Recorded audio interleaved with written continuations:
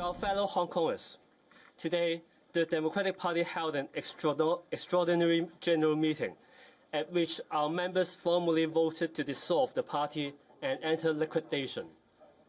We are deeply grateful to the citizens who have walked alongside the Democratic Party over the past 30 years.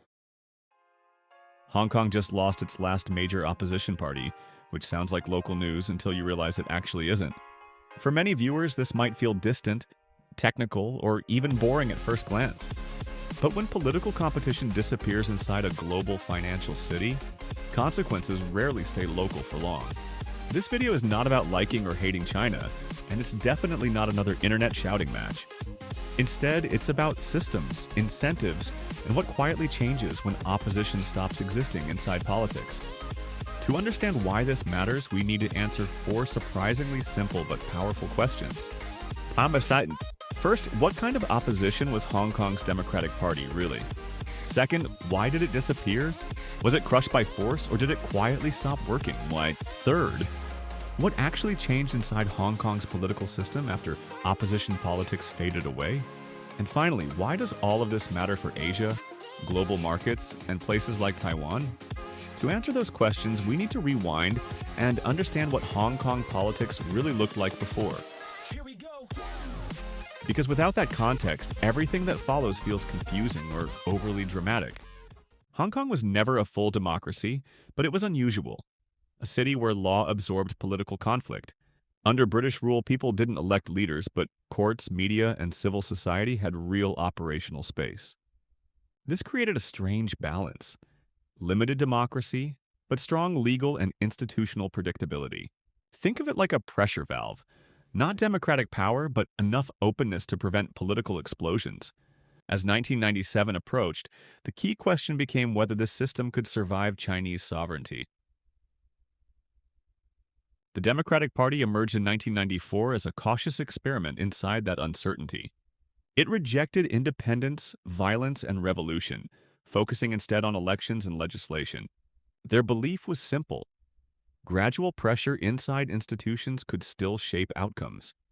They weren't trying to burn the house down. They were debating renovation plans, budgets, and timelines. Sinoban. Inside the legislature, they slowed bills, amended laws, and translated street anger into policy language. During protests, they often played mediators between radical activists and cautious institutions. That made them unpopular with extremists, but trusted by many ordinary Hong Kong voters. For decades, the Democratic Party acted as Hong Kong's political shock absorber, and that role only matters when the system itself still accepts internal disagreement. That acceptance began cracking in 2014, during what became known as the Umbrella Movement.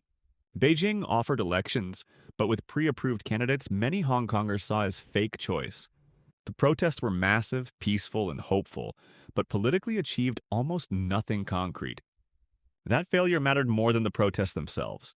It taught people that following the rules didn't necessarily change the rules. The Democratic Party still trusted institutions, but younger activists started losing patience fast. This split between institutionalist and movement activists never fully healed. Then came 2019, when years of frustration finally boiled over. The extradition bill was the spark, but accumulated distrust was the real fuel.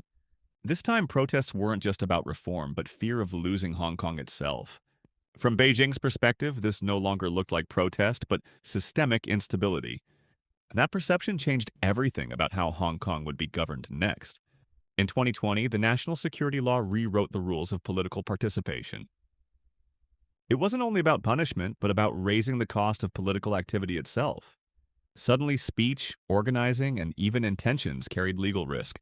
The system didn't collapse, but its tolerance for dissent narrowed sharply. For opposition parties, this created a new strategic reality. Staying legal no longer meant staying politically meaningful. And that realization would soon matter a lot. Because opposition doesn't only die through bans, but through irrelevance. Here's the key point. The Democratic Party was never officially banned by law. On paper, it remained a legal political organization. But politics doesn't disappear only through bans. It can disappear through incentives. In 2021, Hong Kong's electoral system was redesigned around one principle: Patriots governing Hong Kong. Directly elected seats were reduced, and candidate vetting became stricter and opaque. Opposition parties could technically run, but realistically could not win or influence outcomes.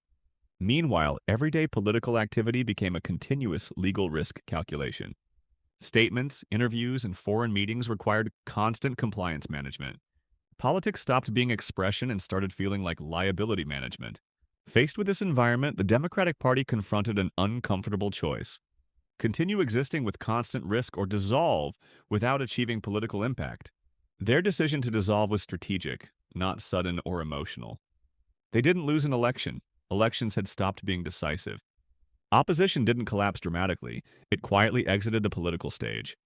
So what does Hong Kong politics look like today without opposition parties? Elections still exist, parties still operate, and debates still happen, at least formally. The Democratic Alliance focuses on loyalty, stability, and strong alignment with Beijing. The Federation of Trade Unions represents labor interests within a firmly pro-government framework. The New People's Party emphasizes technocratic governance and administrative efficiency. Business-oriented parties prioritize regulatory stability and coordination with authorities. Competition still exists, but it's about management competence, not political direction. It's less government versus opposition and more internal performance comparison. Politics increasingly resembles administration, metrics, and loyalty signaling. The system runs smoother on the surface, but with far fewer voices shaping decisions. This kind of stability feels calm until unexpected pressure suddenly appears. Without opposition, feedback loops inside the system become much weaker. And weaker feedback often means mistakes travel further before being corrected. That matters not just politically, but economically and institutionally as well. This is where global investors and businesses start paying close attention. Hong Kong's courts still function, contracts are enforced, and capital continues flowing. In fact, IPO activity and capital raising have partially rebounded in recent years. But investors don't only price legal systems, they price political uncertainty too. Political interpretation risk quietly increases compliance and strategic costs.